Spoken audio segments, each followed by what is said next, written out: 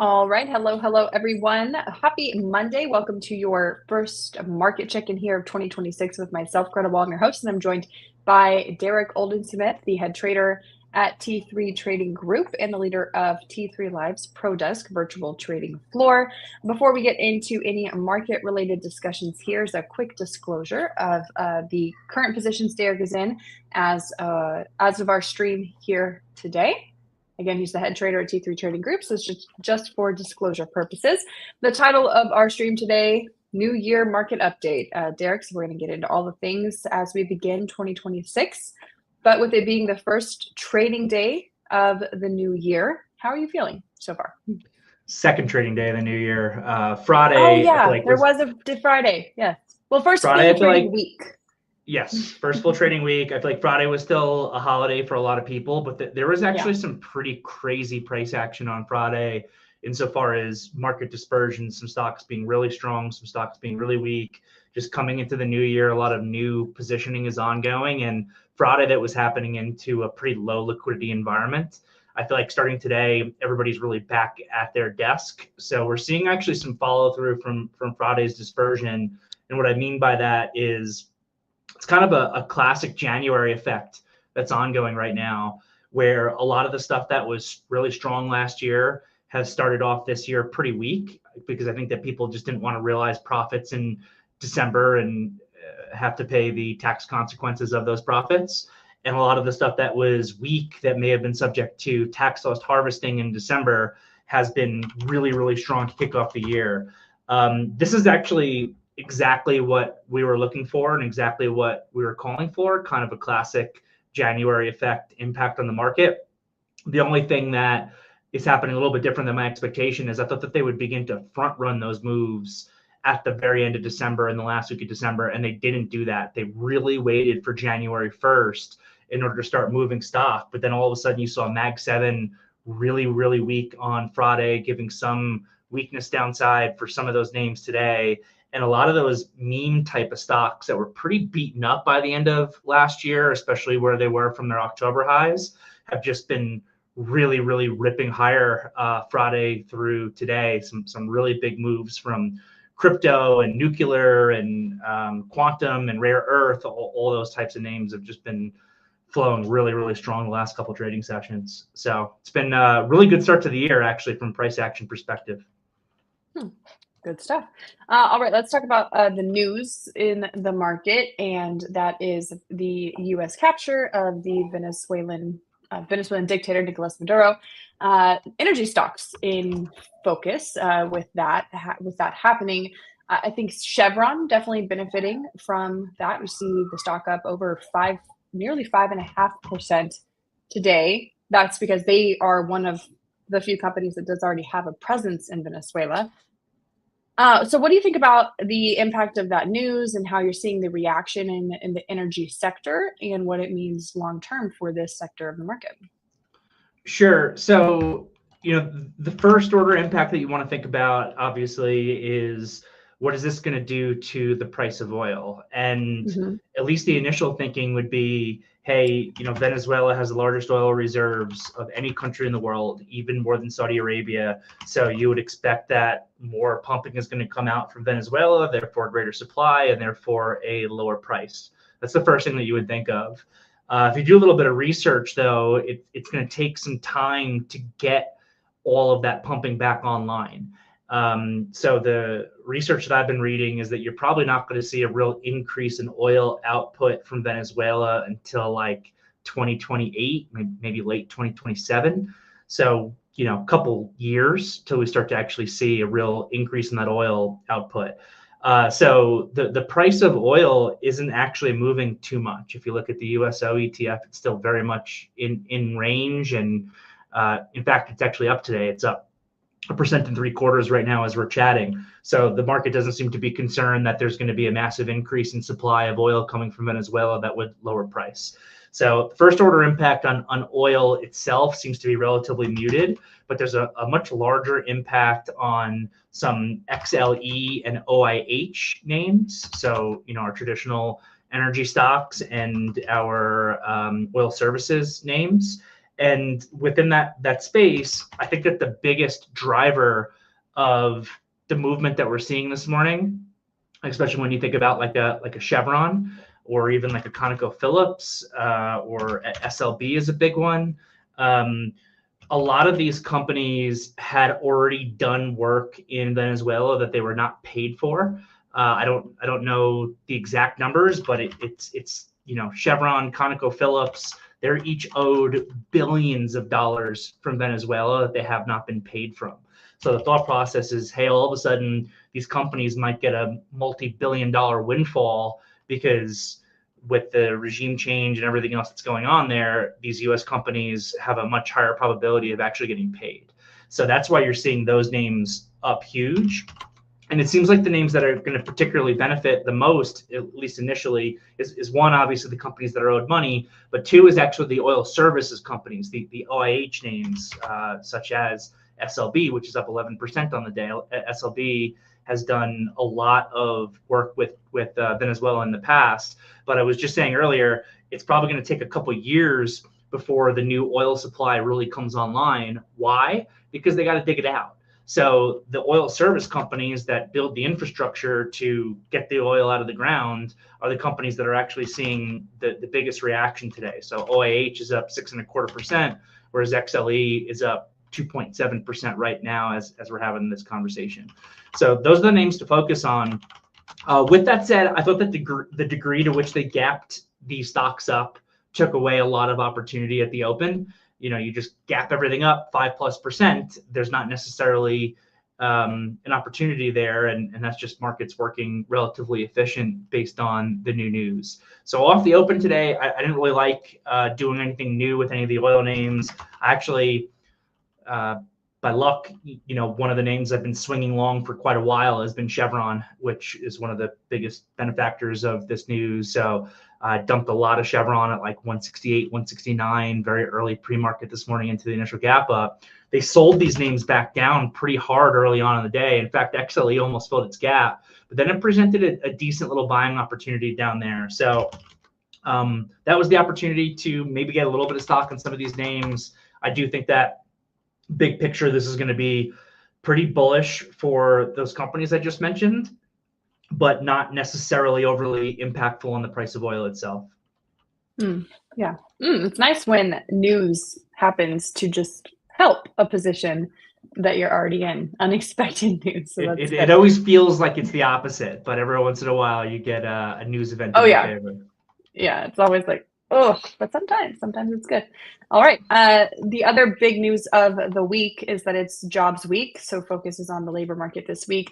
ADP's private employment report is Wednesday pre-market. Then we get JOLTS after the open on Wednesday. Of course, weekly jobless claims is always on Thursday. And then the big number at the end of the week is the non-farm payrolls report Friday morning. This will be the last one of 2025 and expected to see an increase in jobs, but also an increase in the unemployment rate after that surprise increase in the unemployment rate last time. So when it comes to the data this week, do you think the market cares a ton, or barring some big surprise, it's just kind of a mundane number for the market? So the market definitely cares because employment is one of the most major components, I think, to the stock market right now, because it helps keep the retail buyer strong, which has been just a massive buyer in this market over the course of the last year or so. With that said, it sounds like the non-farm payrolls number on Friday, which is usually by far the most important one, might still be a little bit murky just from a lack of data related to the government shutdown. So there's probably a further increase in importance on the numbers that come out from these more private companies like ADP. But yeah, it's definitely important. So we'll be watching that. The big themes for 2026, as far as I'm concerned, are maintaining the employment situation. If unemployment really starts to rise, that could be a thing that could really hit into the stock market. And two is obviously just the AI trade and the fulfillment of that AI trade. Mm-hmm. So you mentioned the January effect already. So when we're sitting here, beginning of January, second trading day of the year, first full trading week of the new year, what's your sentiment on this market? Overall bullish. I'm overall pretty bullish on this market still at this point, especially now. We'll see where we close today, but the market's set to recapture some key levels. If you want, I can throw up a screen share real quick. Yeah, definitely. So SPY's recapturing and closing above 687, as far as I'm concerned, puts the market back into pretty much full on bull mode after we had a little bit of weakness on Wednesday and Friday of last week, which was primarily brought on by the rotation trade that I was talking about. So you can see the Qs are relatively weak. The Qs need to get above 620. They're not there. They're still actually a little bit relatively weak today. And the IWM is where the positive impact of that January effect is really coming from. The Russell being back above 250 puts the Russell back into full-on bull mode as far as I'm concerned. So for the moment, the SPYs are looking great. The IWM is looking great. The Qs are not looking as good, but not necessarily bad either. They'll look a lot better again if they can get above 620. And it's really when you study the chart of the IWM versus the QQQ right now that you can see the impact of the January effect that we were just discussing. Some of the biggest leaders from last year really weakened out as soon as the first trading session of the year hit on Friday. You can see Microsoft broke down. You can see Amazon broke down, though now it's very nicely recovered. I'm long Amazon right now.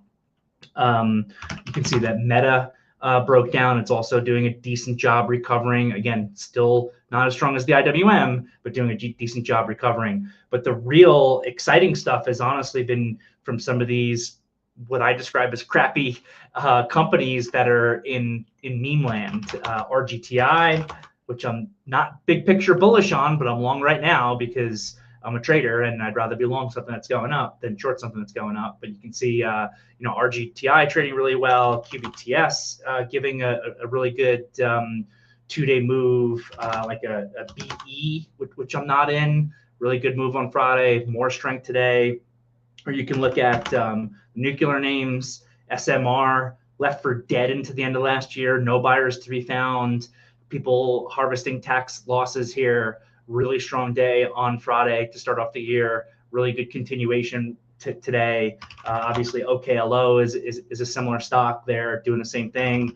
Rare Earth is really strong. This one I still am short from, I've been short this thing for months. So I'm fine with this little break higher, and I'm adding into my short actually on the way up here, but just huge day from some of these rare earth stocks as well. So that's really been the impact of the January effect so far, but it's within the confines of I don't know why I can't type. There we go. So it's within the confines of a market that is still overall really strong. And I'm expecting it to continue to stay that way through probably at least mid-February. There's a chance that we could break down a little bit once we hit OPEX in mid-January, but I think it's going to be more like a mid-February story where maybe the idea of AI revenue not matching CapEx might come back into play a little bit. But for the moment, this market's looking really solid. All right, my next question was going to be for ideas, but you already went through some of those charts that are looking strong. But any of those in particular that interest you, those charts that you were going through? Yeah, a lot of this stuff has already started to go. Right. Like this RKT was an idea really from, I've been sitting in it for a little bit over a week or so from $19, but really kind of giving confirmation through 20. And I don't think that this thing is done. I really like Intel, honestly, on Friday of last week, but at this point, I think you got to be patient. I don't like the way that they gapped this thing all the way up to near 42, which actually was my target, and then now have sold it all the way down and kind of filled the gap on it. But I'm continuing to watch Intel. I actually think that there's like I don't know how to describe it, almost like an insurance trade on Intel coming into play versus a TSM, which is really strong today also, post the Venezuela situation that we went through. I actually think that what the United States did with Venezuela increases the probability of China potentially invading or doing something with Taiwan. And if that becomes the case, then Taiwan Semiconductors might have some issues. And then Intel becomes the company for doing any of the factory related stuff. Though obviously Intel from a technology perspective is well behind Taiwan Semiconductors, but I do think that that's a name that we want to continue to keep an eye on.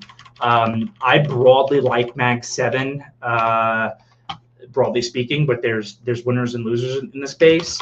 I like the ones that were able to recapture Friday.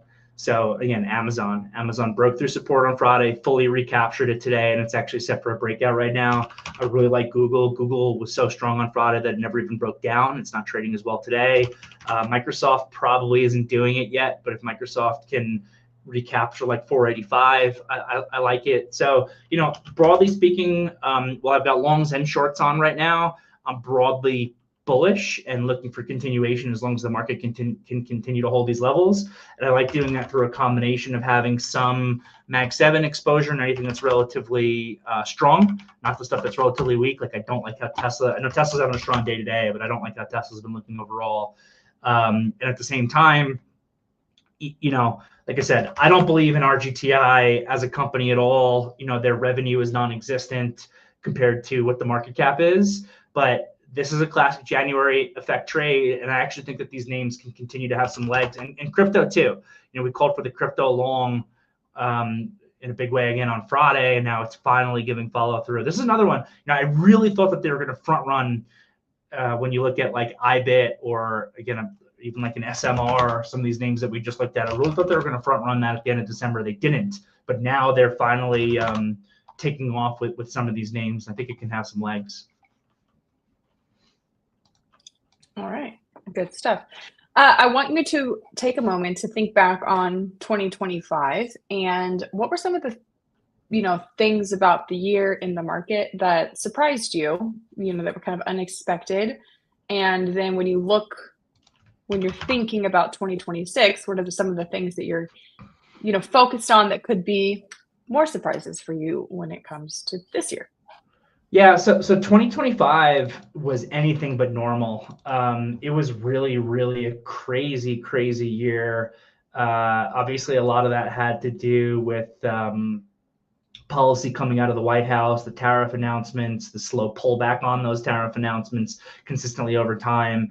I would say two main takeaways for me from 2025 as I continue to grow as a trader, even though I've been doing this for 15 plus years now. I'm still growing, I'm still learning, I'm still improving.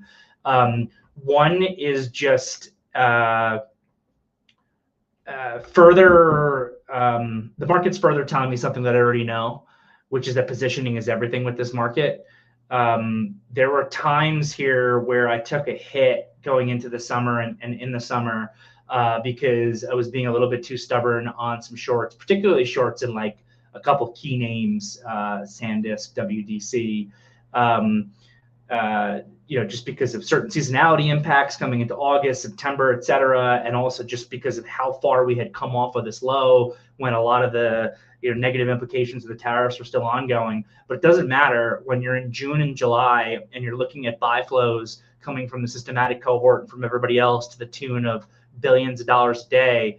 There's a common saying in trading, don't fight the Fed. My preferred saying, even though that's an important one to pay attention to, is don't fight the flow. The flow of funds is everything. And the flow of funds was just so incredibly bullish for so much of this uptrending period of time, June, July, August, September, that it was able to even defy some traditional impacts of seasonality like September weakness, et cetera.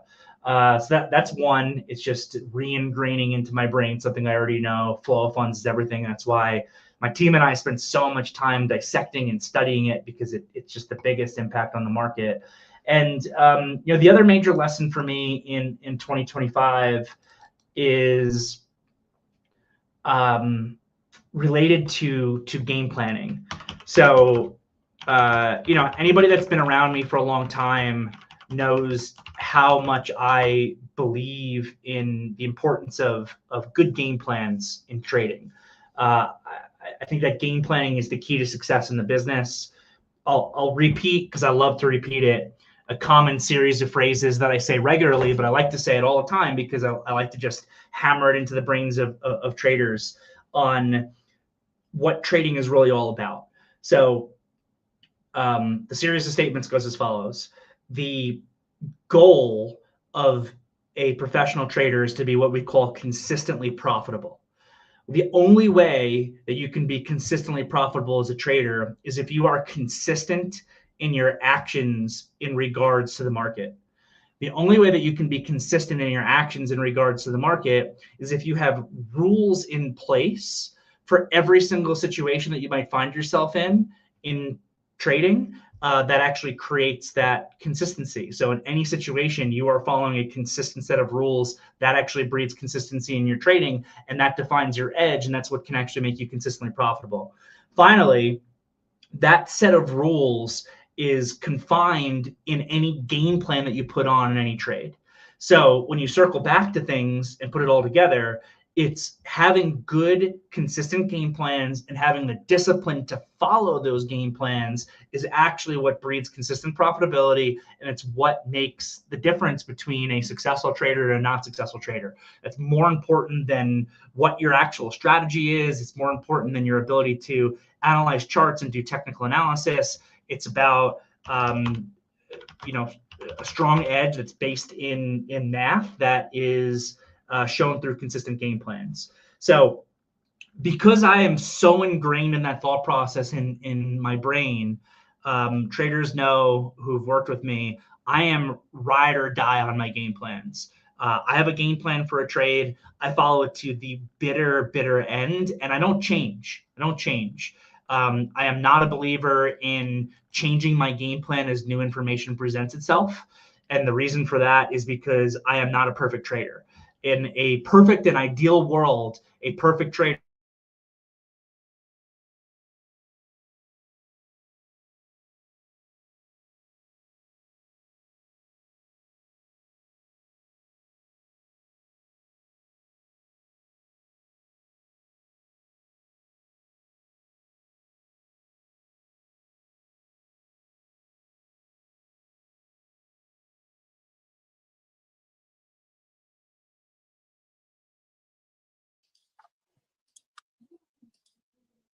All right, it seems Derrick has frozen here. So I'm working to get him back online. Oh, he's back. Okay, there he is. Sorry, I muted you for a second, but there we go. Oh, good. Derrick's back. Internet had a very brief drop out there. All good. I'm in a little bit of a snowstorm here in Idaho. Anyway, what I was saying was in an ideal world, an ideal trader would be able to adjust those game plans kind of on the fly. But I don't know anybody who's good enough to actually do that. And I think that we as traders are so subject to our emotion and P&L and everything else that it can become really easy to talk yourself out of good trades. So when you have a game plan, you follow it to the bitter end. But I guess one of the realizations I had last year from a big loss that I took is that you have to have a game plan that's actually appropriate for the trade. And for me, probably my biggest lesson of the year is coming from my biggest loss of the year, where I had positions on, particularly in SanDisk, but also in a couple similar companies at the same time. And I got the game plan on, and like I said, I'm ride or die by my game plans because that's what breeds consistent profitability. But the fact of the matter is the game plan that I had on was not appropriate for the trade. So that would be maybe the one adjustment that I'm making to my thought process is you have to make sure that you have a game plan that's actually appropriate for the trade that you're involved in as well. If it's not appropriate, then you may need to adjust after you recognize and you say, hey, wow, this game plan is way too much risk or something along those lines, then you adjust. But hopefully you just build out good game plans from the get-go, and then you're always going to be fine. But that is the key to success in this business as far as I'm concerned. All right, good stuff there, Derrick. All right, I'm going to put you on the spot. I'm going to ask you to make some predictions for 2026, and we'll reflect back on these later in the year and see if any of them came true. So what would be like your 3 biggest, most like out there predictions that you would make for the market this year? Oh, I know man. You're not one to make predictions, but I don't love these games because so many things can change as the market evolves and as news evolves and new things take place. But the first thing I would say is a lot of the sell side analysts are significantly more bullish than I am. This market is riding entirely on the AI trade, and it still is yet to be seen on if the CapEx on AI actually leads to revenue that justifies it. So I'm immediately a little bit more cautious. I also think that the market's expensive here, so that also makes me more cautious than probably the average sell-side analyst that's out there. And on top of that, and I don't know if this is multiple things here, but this is just kind of a broader overview. On top of that, it's a midterm year. And midterm years are traditionally the weakest year in a 4-year presidential cycle. So if you look through at all the sell-side analysts that are coming from the big banks, they all have really, really lofty targets on the S&P for 2026. I don't. So I'm expecting a lot of volatility for one, but I wouldn't be surprised if we saw more of a sideways here. So I guess that could be 2 predictions for you right there. One is that we are going to see a lot of volatility this year. We'll probably see at least 2 10% corrections throughout the calendar year, which is more than the historical average. And also, I think when all is said and done, it's going to be a relatively sideways to down year this year, maybe down small, as opposed to a lot of the big sell side analysts that are out there that all have really lofty S&P targets for the end of the year. All right, that's 2. Give me like one like out there prediction for what could happen this year. Doesn't have to be like for the whole year, where we're going, but like one thing that maybe might be unexpected, an event that could really impact the market that you could see happening. I want to say the one I want to say I don't think I should say because I think it would piss people off. So I need one more. I'm just gonna go ahead and no, I'm not gonna say it. I'm not gonna say it. I'm gonna make you message me after this, so I know. Fine. That could be like an off the cuff between you and me one, and then if it actually were to happen, then you could be like, "This is what Derrick messaged me about." Yeah, I'll screenshot it. One more prediction for the market. I'm trying to think macro. Like I'm thinking Russia, Ukraine. I'm thinking China, Taiwan. But I don't. You think any surprises from the Fed? Like with the new chairman? No, I don't think that there's going to be any surprises there. Trump is going to put in someone who's going to do his bidding and is going to cut rates. It's going to be the impact on that dovishness on inflation. That's going to be a really important thing to watch. I don't know if that's necessarily a prediction, but if we just continue to cut rates and cut rates and cut rates in the way that Trump has said that he wants to do, and sometimes he, says things that he doesn't necessarily mean, whether it's strategic or otherwise. If he were to cut rates by a percentage point tomorrow, like he's claimed he's wanted to, inflation would go through the roof. I don't think that we can actually do that.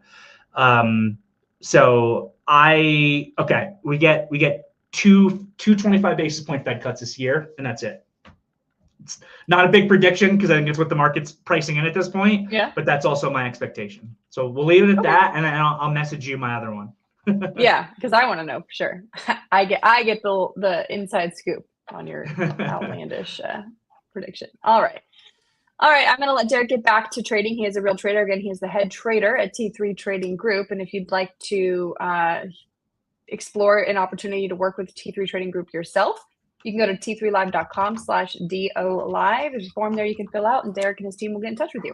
So again, that's t3live.com/DOLive. Derrick, thanks so much for your time today. Hope you have a great rest of the first week of the new year and a good January. We'll talk next week. Have a good one. Sounds good, Greta. Talk to you soon. Thank you.